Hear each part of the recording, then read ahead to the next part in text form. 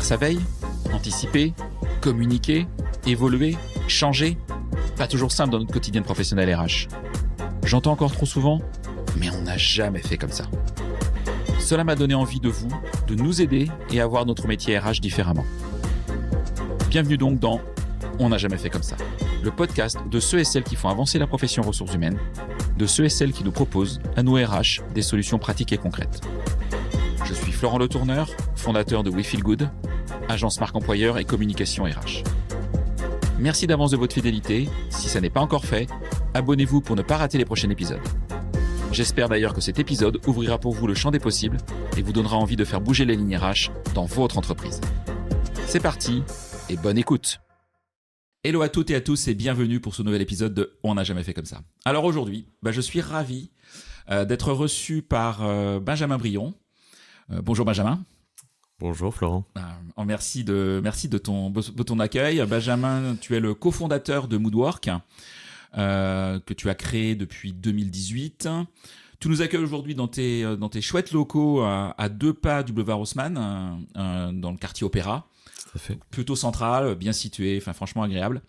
Et Moodwork commercialise donc depuis 2018 un service à destination des entreprises pour que chaque salarié puisse gérer son propre bien-être. C'est à peu près ça. C'est à peu près ça. On va y revenir de toute façon. C'est toi le spécialiste. Et avant de continuer, je voulais remercier Julien Brézin, qui est le directeur général de Great Place to Work, qui nous a mis en relation tous les deux. Et d'ailleurs, si vous le souhaitez, vous pouvez retrouver l'interview de Julien que j'ai réalisé dans l'un de mes épisodes précédents. Merci Julien. Ouais, merci beaucoup à toi. Alors pour commencer, Benjamin, j'aimerais bien revenir sur ton parcours, ton histoire. Et classiquement, c'est ce que je fais à peu près dans tous mes épisodes. Avant Moodwork, qu'est-ce que tu faisais ? Eh bien, tout d'abord, merci. Je suis ravi d'être avec toi et avec vous pour échanger. Moi, j'ai un parcours assez classique où j'ai fait une école de commerce. Et il se trouve que j'ai eu l'idée de monter Moodwork pendant cette école de commerce. D'accord. Et donc, avant Moodwork, je n'ai fait que des stages en finance, figure-toi. Ah oui, rien à voir. Rien à voir. Et j'ai eu la chance de rencontrer 2 chercheurs pendant mes études. Un qui s'appelle Christophe Hague, qui est docteur en sciences comportementales, spécialisé sur la gestion des émotions, et une Belge qui s'appelle Moira Mikolajczak, qui est spécialisée sur la prévention du burn-out. Et pendant des échanges avec eux, en fait, on n'était pas assez passionnés tous les 3 du sujet de la gestion des émotions, qui était un sujet à l'époque très peu connu. Je te parle de ça en 2016-2017, donc la gestion des émotions, c'était encore au balbutiement. Et on a souhaité en fait créer un outil à l'époque qui permettait de comprendre son émotion à un instant T et de pouvoir ensuite avoir des conseils pour la réguler. Donc on te donnait ton émotion parmi les émotions primaires et secondaires, et ensuite on te poussait des conseils, que ce soit de lecture, de nourriture, etc. pour la réguler. Ok, alors avant, j'ai envie de rembobiner, parce qu'on est en 2016-2017, donc tu as fait une école de commerce, tu fais des stages dans le monde de la finance, on est loin de l'émotion. Justement, on apprend beaucoup sur la difficulté aussi dans ce monde-là à exprimer ses émotions et à devoir faire souvent poker face en fait. D'accord. T'as pas fait d'études psycho, d'études RH? J'en ai refait après. C'est intéressant. Donc t'as refait des études à l'issue de ton diplôme? J'ai refait des études en 2021, donc il y a pas très longtemps, où j'ai fait un diplôme universitaire à la Cato de Lille en psychologie du travail pour valider toutes mes connaissances que j'avais appris de manière empirique avec Moodwork. Ah, intéressant. Donc, tu as consolidé effectivement tout ce que tu as aussi appris effectivement sur le terrain. Je voulais me donner un peu plus de crédibilité aussi par rapport à nos experts que nous, on a en interne avec nos docteurs en psycho et nos psychologues diplômés. Ok. Ça doit être chaud de diriger une entreprise. J'ai pas beaucoup dormi. Et à côté, de passer un diplôme. C'était une année compliquée, une année et demie assez dense, ouais. Même s'il y a des choses, j'imagine, en virtuel, etc. Mais non, on allait souvent sur l'île. Sur l'île, et du coup, c'était les cours du soir, ou alors c'était parfois toutes des journées entières, donc c'était compliqué de faire les deux. Donc dans le TGV Paris à Raslil, tu le connais exactement. Très très bien. Très bien. Ok, d'accord.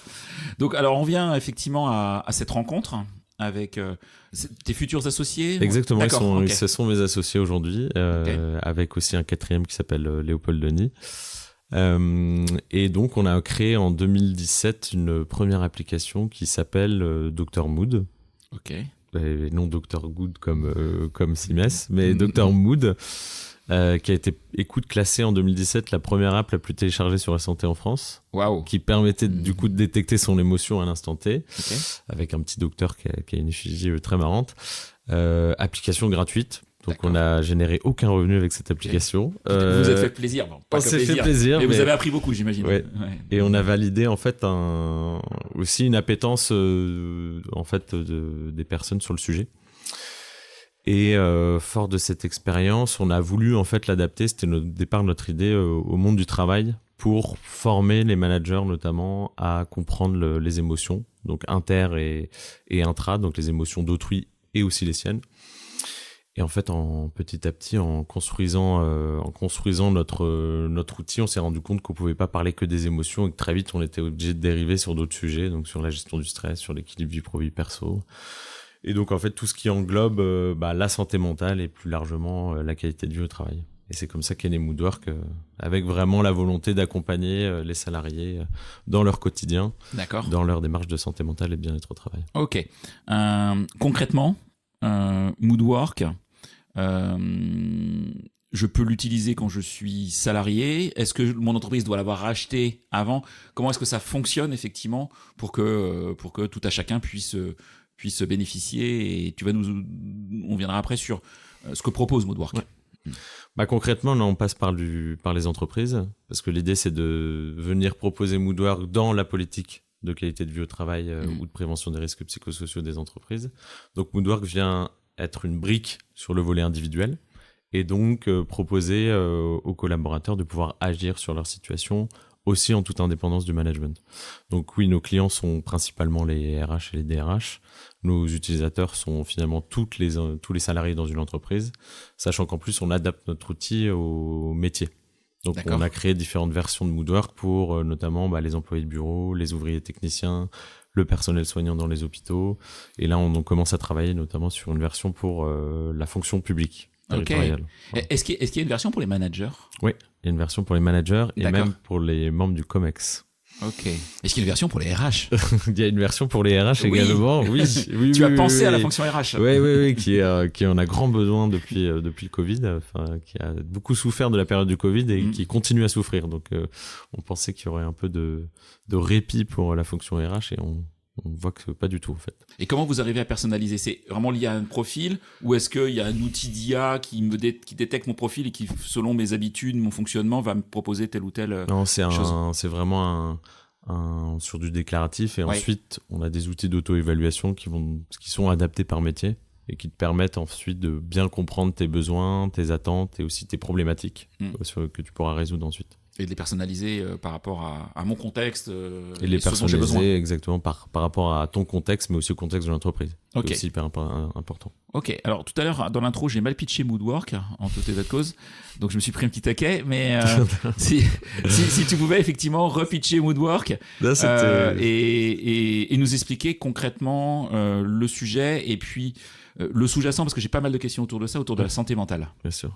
Non, c'était bien pitché, mais c'était comme ça qu'on le pitchait effectivement en 2018. Maintenant, tu vois que je sais pas si tu l'as senti, si nos auditeurs l'ont senti, mais le sujet de la santé mentale est assez nouveau, le terme. Enfin, on parle de ça depuis 2-3 ans. Je pense que depuis le Covid, on en parle beaucoup plus. On en parle beaucoup plus. Avant, on parlait plus de la qualité de vie au travail. Et avant, on parlait des RPS. Voilà. C'était quand j'étais RH, on parlait de RPS. Donc les termes, RH, mais voilà. Les termes ont vraiment évolué. Mais ce qui est pas si mal, puisque finalement, dans la qualité de vie au travail, c'était un peu fourre-tout. La santé mentale, on arrive bien à percevoir santé mentale au travail, de quoi on parle. Donc, Moodwork, effectivement, on propose une application web et mobile qui permet d'accompagner les salariés ou les agents, du coup, dans leur démarche de santé mentale et de bien-être au travail. Pour ce faire, concrètement, on propose à chaque collaborateur d'avoir accès à une application unique sur laquelle ils vont retrouver, dans un premier temps, des outils d'auto-évaluation qui leur permettent de comprendre leur situation de bien-être au travail ou de mal-être au travail. Ces outils d'auto-évaluation nous permettent notamment de pouvoir comprendre comment un salarié va gérer sa gestion des émotions, sa gestion du stress, son équilibre vie pro-vie perso. Ça va nous permettre aussi de détecter des personnes potentiellement à risque d'épuisement professionnel ou de burn-out. Et donc ces personnes-là, on va réussir à les capter et à les prendre en charge avant qu'elles se mettent notamment en arrêt maladie. Okay. Et en arrêt maladie long, donc ce qui coûte du coup cher et qui est très embêtant pour les entreprises et surtout pour les collaborateurs. Dans ces outils d'auto-évaluation, on fait aussi des focus parfois sur des thématiques. Donc on va avoir aussi d'autres outils sur par exemple le sommeil, sur la gestion des émotions, les niveaux différents degrés de stress aussi.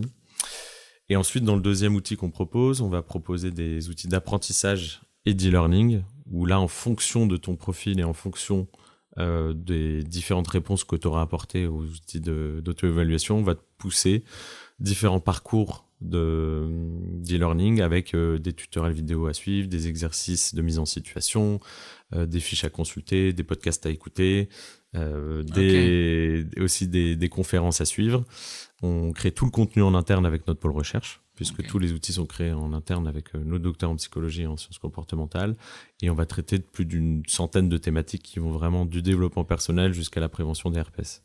Ok, donc c'est extrêmement là, on est loin de Dr Mood de l'époque. C'est ça, ouais, c'est ça. Et ce que j'ai pas dit en amont, c'est qu'évidemment aussi tous les outils d'auto-évaluation sont validés scientifiquement. Donc ils ont fait l'objet de validation par des pairs et de publication dans des revues scientifiques. Et enfin, le dernier outil un peu plus classique, mais qu'on propose aussi, c'est de l'accompagnement humain pour les salariés sur l'application. Donc, ils ont accès à un panel de spécialistes qui vont du psychologue clinicien au coach jusqu'aux assistantes sociales, le tout 7 sur 7, 24/24, dans une démarche vraiment de prévention. On n'est pas comme une ligne d'écoute ou un EAP. L'idée, c'est vraiment que les salariés puissent poser n'importe quel problème et être accompagnés pour aussi monter en compétences potentiellement. Et donc cette partie d'accompagnement humain, l'intérêt c'est aussi qu'on vient intégrer aussi les acteurs déjà présents de la prévention dans l'entreprise. Donc on peut plugger aussi sur notre partie prise en charge, le calendrier d'un médecin du travail ou d'un préventeur. D'une assistante sociale si on a la chance d'avoir ces publics-là en interne. Ce qui permet aussi du coup de favoriser tout ce qui existe déjà au sein de la structure. Ok, ouais, donc vous allez personnaliser quelque part le mood work au client en fonction aussi de son organisation, si c'est nécessaire. Tu as dit beaucoup de choses, donc j'ai beaucoup de questions, du coup ça se bouscule dans ma tête. Je vais revenir sur un point, donc j'imagine vous garantissez l'anonymat et des données d'une personne vis-à-vis de son manager, vis-à-vis de la fonction RH, etc. Enfin, j'espère en tout cas. Parce que tu m'as dit tout à l'heure, on peut détecter une personne qui va pas bien et avant, malheureusement, qu'elle soit en nécessité de s'arrêter. Comment vous faites concrètement ? Qui le fait ? Est-ce que c'est un outil ? Est-ce que ce sont des hommes et des femmes qui vont détecter ? Comment vous gérez une situation peut-être un peu d'urgence ? En fait, les outils d'auto-évaluation, comme ils sont sur une base validée scientifiquement, si on détecte une personne qui a un score très faible et certains facteurs de mal-être qui sont détectés, là, on peut considérer qu'elle est à risque. Et ensuite, on lui pousse, notamment pour les personnes proches de l'épuisement professionnel, on pousse un deuxième bilan axé sur l'épuisement professionnel parce que souvent, il y a un phénomène de déni aussi. Donc, l'idée, c'est que... Ça, c'est entre vous et elle. C'est-à-dire que ça passe pas par le service RH ou par c'est vraiment anonyme. Ouais. C'est vraiment tout à fait anonyme jusque-là. Et ensuite, si on détecte que la personne est vraiment à risque avéré, là, on lui propose deux options. On lui propose soit de lever l'anonymat et de rentrer en contact avec une personne interne à la structure. Donc là, ça peut être le médecin du travail ou un préventeur ou un RH. Ce qui arrive très peu souvent. D'abord généralement chez nous. Soit la personne en fait décide de rentrer en contact directement avec un psychologue clinicien chez nous. Donc là, l'anonymat est conservé puisque en fait la structure sera pas au courant. Elle sera juste au courant qu'il y a quelqu'un qui a eu une situation de mal-être avérée, mais qu'elle est prise en charge. D'accord. Sans citer son nom. Sans citer son nom, évidemment, on respecte l'anonymat. Ok. Et comment est-ce que tu sélectionnes ou vous sélectionnez les psychologues, les spécialistes qui travaillent avec Moodwork ? Ils sont salariés de Moodwork, ils sont indépendants et ils travaillent avec Moodwork. Comment est-ce que vous les sélectionnez, les choisissez ? Alors, on a une partie des psychologues qui nous accompagnent, qui sont salariés. D'accord. Qui permettent notamment de répondre sur Moodwork. Il y a aussi un chat avec des psychologues en live. Donc, on peut directement poser ces questions aussi quand on fait son bilan ou quand on fait un programme de développement personnel. Donc ça, c'est tous les jours de 9h à 18h. Et ensuite, ils ont la possibilité aussi de prendre rendez-vous avec nos psychologues salariés. Et ensuite, on a un réseau de psychologues, de coachs, d'assistantes sociales qui travaillent avec nous en freelance. Donc, on leur fait passer des tests techniques et des entretiens. Et surtout, on les évalue constamment aussi sur la prise en charge qu'ils font avec les collaborateurs. Donc ça, c'est un point qui est important, c'est qu'on demande aussi beaucoup de feedback aux utilisateurs pour savoir comment a été leur prise en charge, qu'est-ce qu'ils en ont pensé, etc. On fait un vrai suivi derrière pour toujours améliorer en fait aussi notre expérience et surtout l'accompagnement qui est proposé. Ok. Et donc oui, on les trie sur le volet. Oui. Bon, maintenant, il se trouve que il y a une époque, les psychologues avaient besoin de travail et maintenant, les psychologues ne courent plus trop les rues. Donc, c'est vrai, une population qui n'est pas facile à recruter. Les très bons, oui, maintenant, ouais. Assistante sociale, je le savais. Tu vois, j'ai interviewé sur ce podcast Joël Rioux, qui est le fondateur de Responsage. Je ne sais pas si tu connais cette structure, qui est vraiment spécialisée effectivement sur l'assistanat social. Et il me disait qu'effectivement, trouver des assistants ou des assistantes sociales, parce que le métier est très féminisé, c'est pas si simple que ça en fait. Non. Et le métier de psychologue, ça devient pareil. Ouais. Ok, intéressant. Alors j'ai envie d'aller sur les conseils que tu pourrais donner aux entreprises, prendre de la hauteur, de sortir de l'outil et d'aller sur ton expertise du sujet de la santé mentale. Pourquoi aujourd'hui tu penses que la santé mentale c'est une priorité pour les entreprises et les collectivités? Y a un vrai sujet déjà d'environnement macro, on va dire, ça emploie des gros mots, mais depuis le Covid, on va dire que le contexte global mondial s'est pas vraiment amélioré. On a eu quand même beaucoup de crises, de guerres qui sont arrivées, donc en fait il y a un peu et c'est pas fini malheureusement. Ouais. C'est pas fini, donc il y a un peu un dépit, mais donc ça ne concerne pas forcément les entreprises directement, mais en fait l'ambiance générale vient plomber en fait le moral des collaborateurs. À ça, on ajoute une éco-anxiété que nous on perçoit énormément aussi chez les collaborateurs. Donc qui devient un vrai sujet même d'accompagnement psychologique, c'est-à-dire la pression qu'on nous met pour devenir un bon citoyen qui coche toutes les cases de l'écologie. Donc ça, c'est une deuxième pression qui en plus a un impact pour le coup direct dans les entreprises. Évitez de stationner vos SUV dans les parkings parisiens. Exactement. Ça peut coûter cher. Exactement. Et puis toujours une accélération constante pour le coup du monde du travail où on en demande beaucoup plus en plus aujourd'hui. Beaucoup d'entreprises quand même ont fait que des plans sociaux, même dans le monde des startups on l'a suivi. Oui. Donc on demande beaucoup plus avec moins de moyens ou en tout cas humains. Et donc une pression qui s'accentue. Oui, et puis on sent que depuis l'été 2023, la situation économique, elle est pas cata, mais elle est quand même beaucoup plus tendue qu'elle ne l'a été en post-Covid où c'était un peu l'explosion dans tous les sens.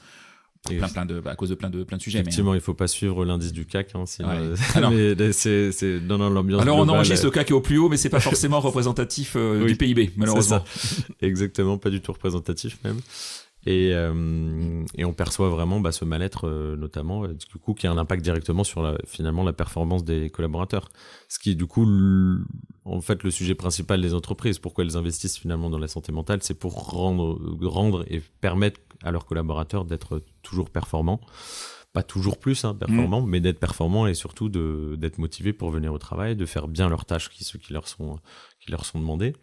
Donc ce que je peux conseiller aujourd'hui aux entreprises notamment, c'est de bien réfléchir à la manière dont elles vont pouvoir attaquer le sujet. Il faut vraiment voir que la prévention de la santé mentale au travail, c'est une co-construction entre d'un côté des actions collectives et des actions individuelles.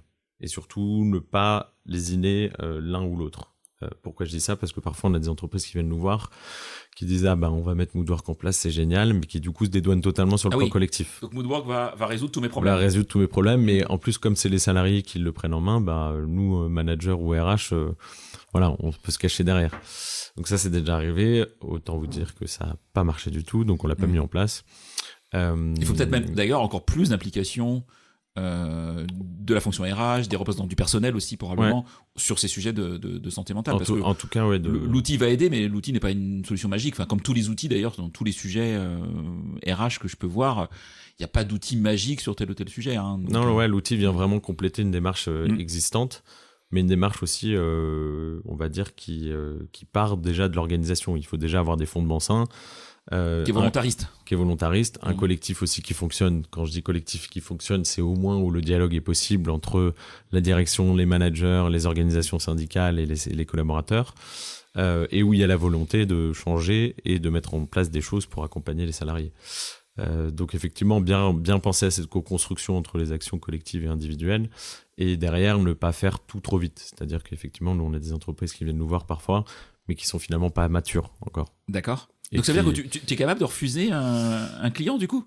Disons qu'on va pas forcément le refuser, mais on sait que ce sera pas le bon timing. Voilà. D'accord. On va pas courir après. D'accord. peut-être l'aider à améliorer un certain nombre de points avant d'aller dans des démarches supplémentaires. Donc l'aider, ça peut être l'aider sur de la sensibilisation. Par exemple, commencer par de la sensibilisation sur les RPS ou la santé mentale au CODIR ou au CSE. Commencer par former par exemple des préventeurs. Parfois, on a même des entreprises qui viennent nous voir mais qui n'ont jamais fait de diagnostic RPS. Donc ils savent même pas où sont les risques, etc. Donc, vous en faites, vous, du coup? Vous avez des partenaires pour en faire? On en fait et on a des partenaires. On en fait aussi en interne. Vous aidez une entreprise ou une collectivité à aussi s'améliorer avant d'implémenter effectivement Moodwork? Tout à fait. On a aussi ce volet-là où l'idée, c'est aussi de pouvoir compléter notre offre qui est plutôt sur l'action individuelle, même si on remonte de la donnée après qui peut être utilisée pour le collectif. L'idée, c'est aussi de pouvoir proposer d'autres actions, que ce soit de formation ou d'analyse ou de diagnostic, aussi aux entreprises qu'on accompagne. D'accord. Ok.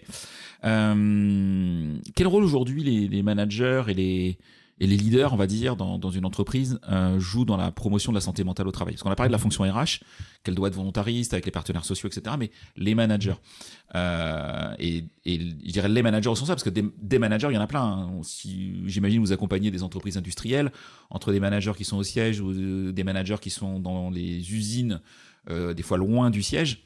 Des fois, il y a un monde, entre guillemets. Quel rôle ces managers doivent avoir dans la prévention de la santé mentale? J'ai envie de te dire que il doit avoir un rôle d'ambassadeur, mais il faut pas non plus tout reposer sur la fonction managériale. Et surtout, notamment, les managers de proximité qui, pour le coup, je trouve depuis quelques années, ont été vraiment pris en étau entre la direction et les collaborateurs. Et souvent, c'était la faute des managers de proximité si ça allait pas bien. Voilà. Parce que ça performait pas assez et les salariés se plaignaient parce qu'ils étaient pas assez heureux, grosso modo. Donc, la sensibilisation, c'est très important. Donc, vraiment, faire en sorte que les managers aient conscience des risques, notamment qu'ils aient conscience de pouvoir identifier des signaux faibles, de pouvoir identifier un climat ou par exemple, quand on parle de harcèlement aussi, identifier quelques mots ou comportements qui sont dans l'abus. Donc la sensibilisation est très importante. Pour faire de la sensibilisation, le plus efficace, c'est de pouvoir proposer des outils dans la durée, mais aussi de faire de la formation physique. Et donc le manager doit être à la fois on va dire bienveillant à l'écoute, sensible par rapport aux thématiques aussi, ce qui est pas tout le temps le cas, hein, évidemment, mais il faut quand même qu'ils soient accompagnés par les RH et par le CSE pour justement qu'on leur donne les bons outils aussi, et surtout qu'on partage aussi, on va dire, la tâche entre différentes responsabilités au sein de l'entreprise. Ne pas tout remettre sur les managers. Ils peuvent pas tout faire. Et les managers sont aussi des collabs, donc ils ont eux-mêmes accès à Moodwork. Est-ce que vous visualisez ce que tu dis quelque part sur... alors, je tempère mes mots parce que c'est fonction des organisations. Des fois, le mal-être des managers qui sont entre le marteau et l'enclume. Est-ce que vous arrivez à le mesurer, ce sujet-là, sur cette fonction spécifique de l'entreprise? Et comment est-ce que vous y répondez, du coup? Ouais, alors effectivement, donc dans les rapports d'analyse qu'on peut identifier, qui sont globalisés et anonymisés évidemment, mais on peut distinguer les fonctions. Donc on peut avoir les managers, les employés de bureau, les ouvriers techniciens, ou même par région. Et effectivement, quand on identifie que ce sont plutôt des managers, soit on va être dans un canal où c'est un besoin de coaching et un besoin de suivi. Donc on peut proposer là aux managers d'avoir accès à des coachs, notamment, qui vont leur permettre de monter en compétences, d'être rassurés aussi dans leurs compétences managériales, parce que c'est souvent important. Parfois, on n'est pas assez bien formé aussi en tant que manager. Soit ça va être plus des questionnements, on va dire, perso.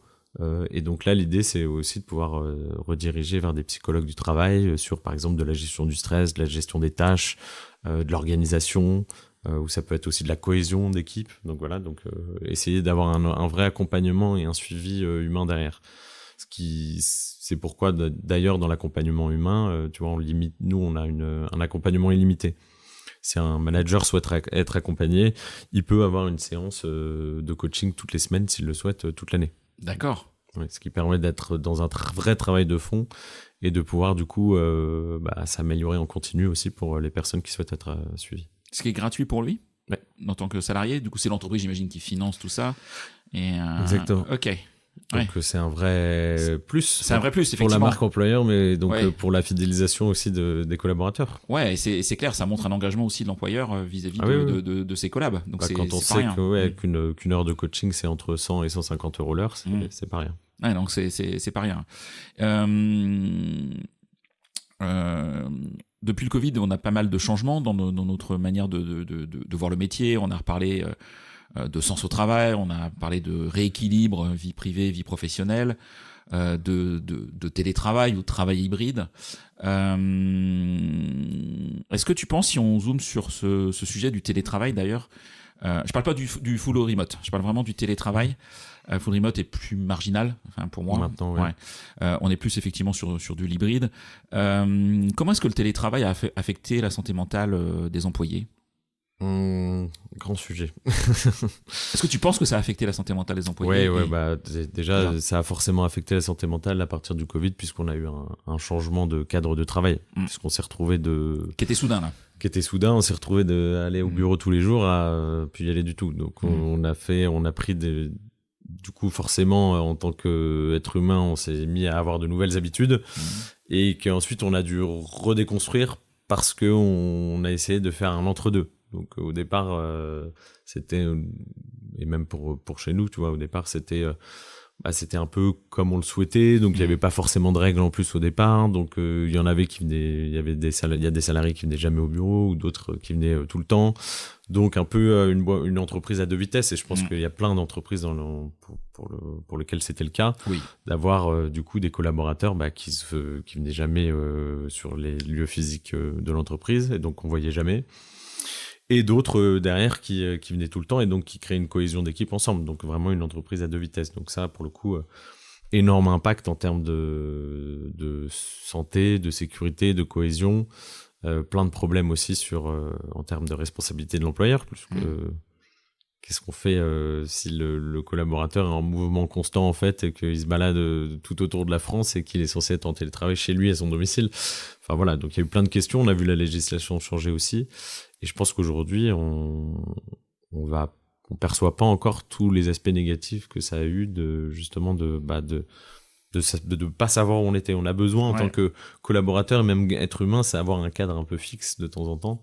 Et là, pour le coup, donc c'est pour ça que les entreprises reviennent et mettent des chartes de télétravail en place avec des jours limités, etc. Mais ça a quand même cassé quelque chose en termes de cohésion, en termes de même d'identification parfois des personnes à risque, etc. Il suffit que votre manager, en fait, les 3 jours où vous venez sur site, lui, il soit pas là.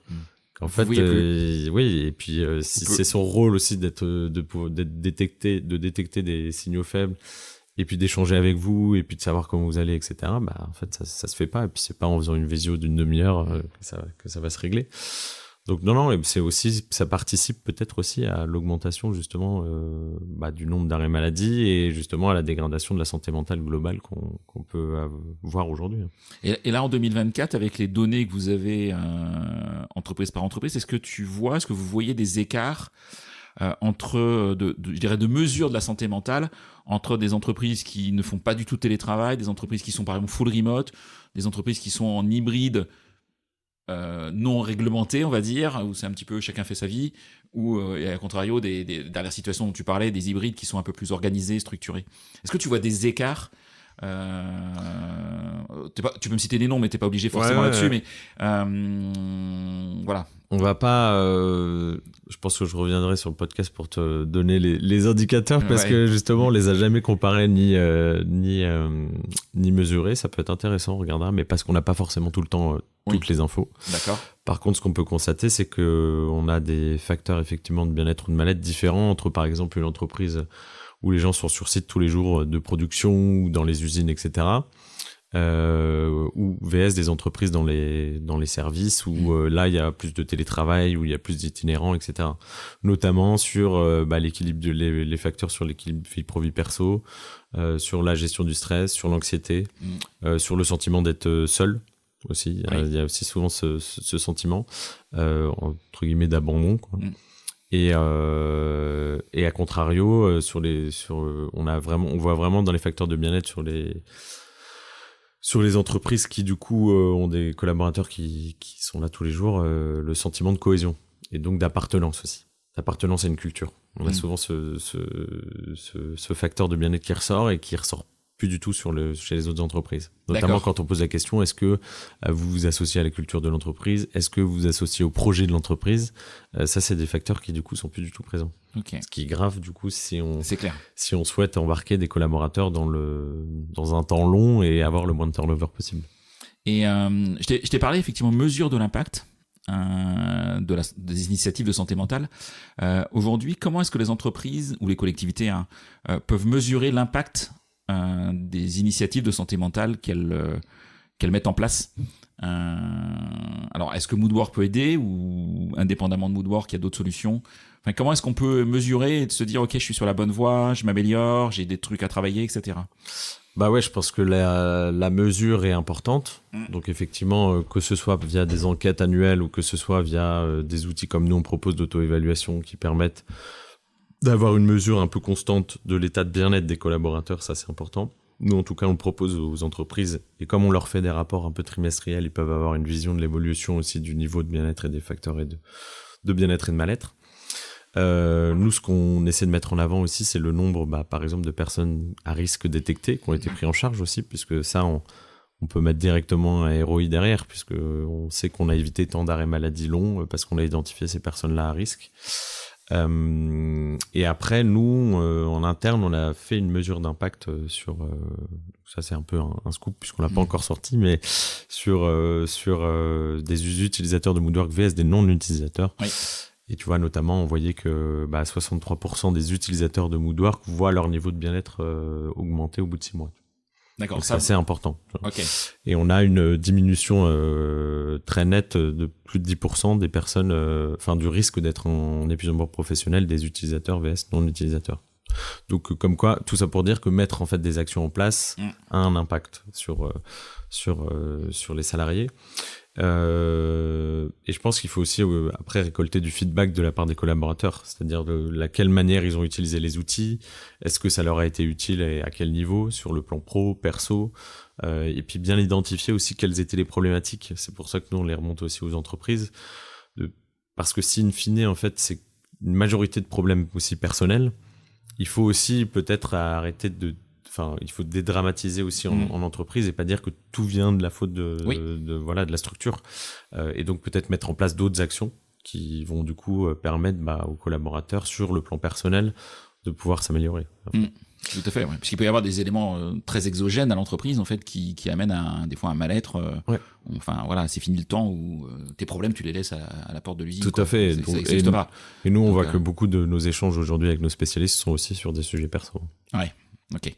Et qui impacte malheureusement la vie au travail, quoi. Forcément, ce qui impacte la productivité, l'ambiance, la motivation. Ok. Dans tes clients, est-ce que tu as des bonnes pratiques que tu auras envie de citer? Alors, tu peux citer le nom des clients de ces clients-là si tu souhaites. Ce qui m'intéresse, c'est les choses positives. Par exemple, l'avant, l'après Moodwork chez des clients, est-ce que ça les a fait grandir? Est-ce que vous avez vu des progrès chez telle ou telle entreprise qui le font pas du tout regretter d'avoir pris votre solution? Je pense à une entreprise industrielle qui s'appelle Faya, qui est dans le BTP et l'énergie. Tu vois, quand on a été les voir, le DRH était totalement contre la mise en place d'un outil comme Moodwork et ne comprenait pas comment ces ouvriers et ces gars sur le chantier, comme il disait, allaient pouvoir utiliser la plateforme. Ils sont clients depuis 4 ans maintenant. D'accord. C'est pas lui qui t'a appelé. Non, et c'est les premiers ambassadeurs et en fait autour de Moodwork, ils ont construit une politique de prévention. Donc en mettant après des actions, ils ont mis des actions aussi collectives qui étaient déjà en place, mais ils les ont renforcées. Ils ont véritablement créé un nom aussi autour de toute cette politique. Et donc le fait d'implémenter en plus Moodwork a permis vraiment de faire une construction globale, individuelle et collective. Donc ça, c'était plutôt une belle réussite, je trouve. Et là, on a un client récent qui s'appelle Quinten, une plus petite structure, mais qui travaille dans l'IA, justement. On parlait d'IA tout à l'heure, et qui pour le coup, grâce à Moodwork, a vraiment vu que le sujet de la santé mentale était un sujet au cœur aussi, justement, de la performance et de la sensibilisation des salariés. Et tu vois, maintenant, ils font aussi de la sensibilisation auprès du CODIR sur la prévention des risques psychosociaux. Et ils vont beaucoup plus loin aussi que juste la mise en place d'un outil. Donc, vraiment des bonnes démarches et chez d'autres clients, c'est généralement une bonne co-construction justement entre aussi tout ce qui peut exister et pas juste mettre un outil comme ça qui fonctionne. Je reviens sur un sujet dont tu as parlé tout à l'heure parce que tu m'y fais penser, c'était la gestion du sommeil. On sait que pour être bien, le sommeil est important, l'alimentation est importante, le sport est important. Est-ce que vous venez aussi sur ces terrains de jeu de l'alimentation, du sport, en sus du sommeil que vous abordez déjà? Effectivement. Et du coup, est-ce que je pourrais être en relation avec des coachs sportifs, avec des coachs, des nutritionnistes par exemple? Alors j'ai peut-être un peu loin, mais je me dis, non. C'est des sujets importants d'équilibre. C'est des sujets importants. Alors la nutrition aujourd'hui, on pourrait avoir des nutritionnistes sur la plateforme, on n'en a pas, mais c'est plus à la demande des entreprises, puisqu'il y a certaines entreprises en fait qui se donnent une certaine barrière, limite sur les sujets perso. Parce qu'elles considèrent que c'est bien, mais on peut pas aller sur tous les sujets. Ouais, ça dépend, hein, si la cantine à midi, il y a que des frites et des raclettes tous les midis, bon, à un moment, c'est leur sujet. C'est clair. Non, c'est clair. Mais là, du coup, c'est un problème structurel. Ouais. Non, du coup, effectivement, ça, on peut en ajouter à la demande. Par contre, on n'a pas forcément de contenu spécifique sur la nutrition parce que c'est hyper compliqué en fonction des régions en France, des régions en Europe. C'est très vaste, comme sujet. Hein. Ouais, c'est très très vaste et régimes alimentaires. Et même au sein d'une région, en fonction de ce qu'on mange. Par contre, le sport, on a la possibilité aussi sur Moodwork, du coup, de pouvoir rajouter une option où on propose des cours de sport ou même qu'on proposait des cours de méditation, de sophrologie, etc. Ouais, okay. Ça, on fait avec un partenaire notamment qui s'appelle TrainMe, qui est un bon partenaire. Qui a été ça vous n'avez pas internalisé tous ces métiers? Non, on n'a pas internalisé parce qu'il y a des gens qui le faisaient très très bien. Ok. Et autant s'entourer de bons experts sur ces sujets. Mais du coup, ça fait une solution complète. On a des clients qui du coup via Moodwork, les salariés ont accès à tous les outils sur la santé mentale et en plus tous les outils sur la santé physique.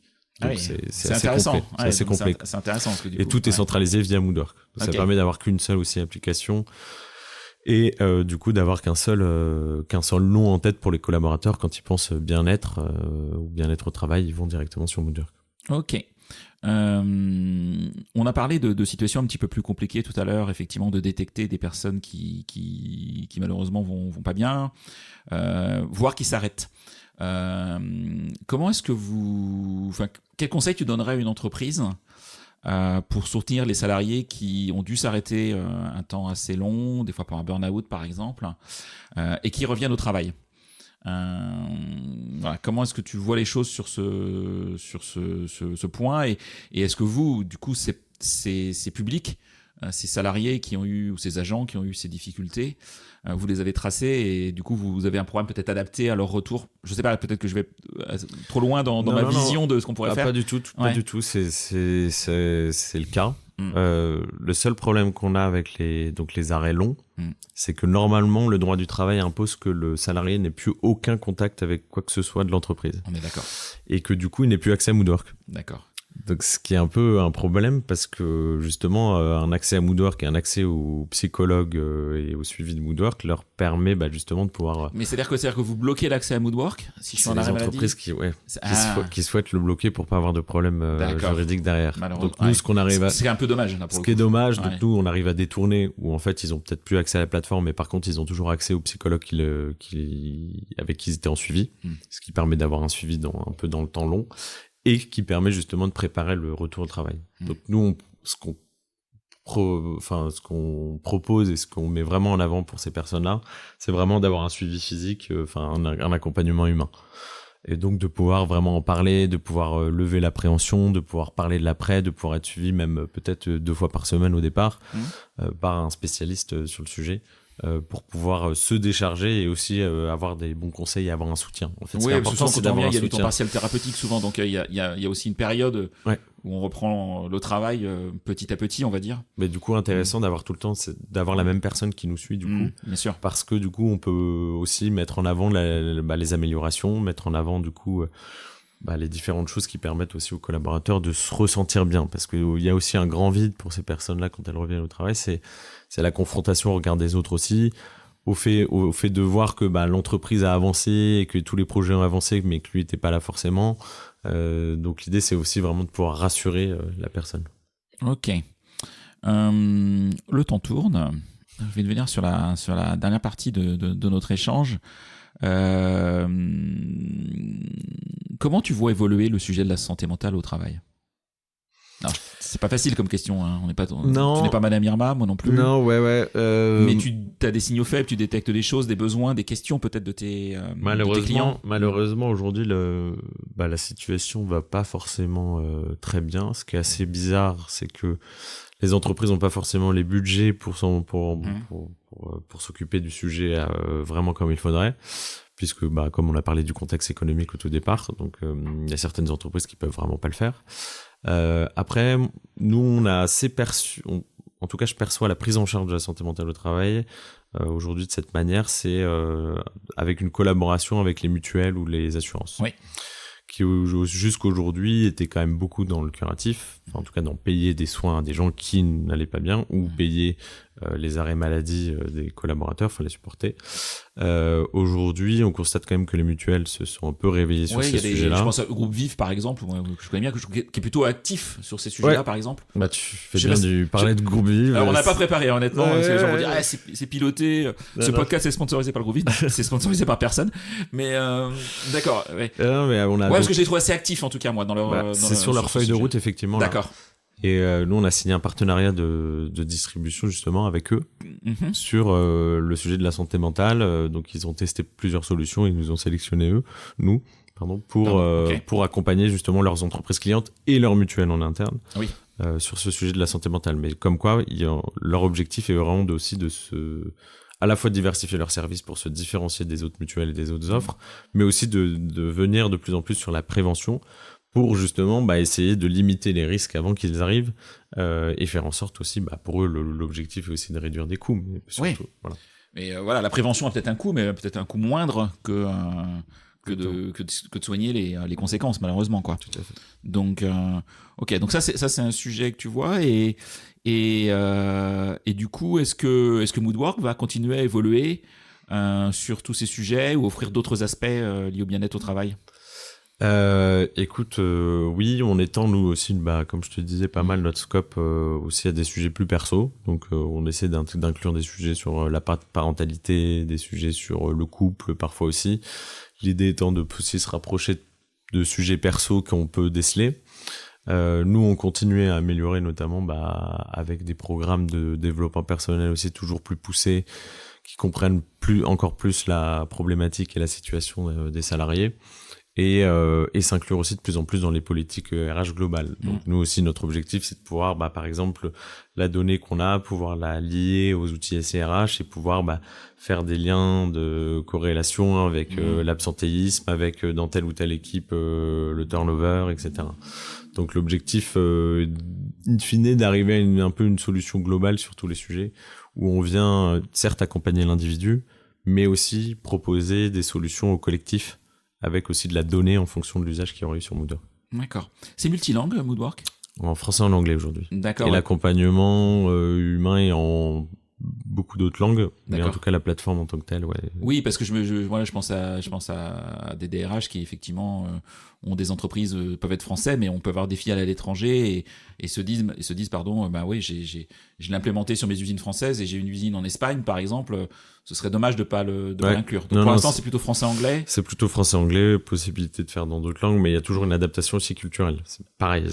Voilà, parce que c'est pas des sujets simples. Au-delà de l'aspect linguistique, il y a des sujets culturels C'est pas des sujets simples, et surtout aussi, c'est la dimension du travail est pas vue partout de la même manière. Le droit du travail aussi, donc en fait on est obligé d'adapter forcément au contexte un peu de. Mais tu vas quand même, avec Moodwork, vous allez un peu à l'étranger quand même. Ouais.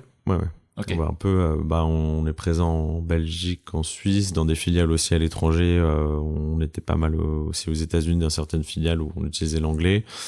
On utilise aussi l'anglais, dans toutes nos filiales en fait, toutes les filiales d'entreprises qui sont un peu à l'étranger, qui ont comme langue parlée dans l'entreprise l'anglais. D'accord. Du coup, tu reviendras jamais travailler dans le monde de la finance? Non, je pense pas. Je ne pense pas, non. C'est atypique quand même, parce que j'en pense à ce sujet. Oui, c'est très atypique. Mais on apprend beaucoup de choses sur soi aussi. Voilà, de passer de cet univers très financier, pour le coup, basé sur l'argent, à un univers basé sur l'humain. Même si tu es chef d'entreprise et je te le souhaite que ton entreprise elle prospère, mais au premier abord, t'es pas venu là-dessus, t'es pas venu sur un sujet. Enfin, pour gagner ta croûte, il fallait mieux rester dans le monde de la finance au départ, je pense. C'est clair. Au départ, en tout cas. Je confirme. Ouais. Ça c'est à peu près certain. On a parlé de l'IA. C'est un sujet vous regardez pour Moodwork où vous dites c'est attention parce que l'IA aujourd'hui elle a ses limites, ses biais. Attention, oui, sur l'IA, elle ne va pas résoudre tous les maux, et clairement, notamment sur la prise en charge. Et nous, on considère que la prise en charge humaine est très importante, en tout cas pour l'instant. Heureusement, d'ailleurs, qu'on n'est pas pris en charge que par des robots. Et je l'espère honnêtement. Et je l'espère vraiment. Après, l'IA permet plein de choses, sur notamment, sur, comme je disais, sur l'identification, par exemple, ou arriver à prévoir certaines situations à risque. Grâce à l'IA, on peut prévoir on va pouvoir travailler sur ce genre de choses, donc détecter des signaux faibles, même avant que la personne soit déclarée comme à risque, détecter certaines situations. Donc ça et aussi sur le contenu, on pourra aussi faire un gros travail, un travail de personnalisation au plus proche de la situation réelle du collaborateur. Ok, très très clair. Est-ce qu'il y a une question que je t'ai pas posée que tu aurais aimé que je te pose ? Un sujet que j'ai pas abordé, où tu t'es dit, tiens, en préparant ce podcast, j'aurais envie de parler de ça. Et t'as été assez exhaustif. C'est vrai ? Ouais, bravo. Ok. Bon, j'ai un peu préparé. Mais est-ce qu'il y aurait une anecdote que tu pourrais nous raconter ? Quelque chose qui t'est arrivé, une anecdote professionnelle, j'entends, que t'as encore jamais dite, au micro, dans une vidéo, dans une interview, liée à un client, un prospect, un collab, un candidat d'ailleurs aussi peut-être qui a candidaté pour intégrer Moodwork.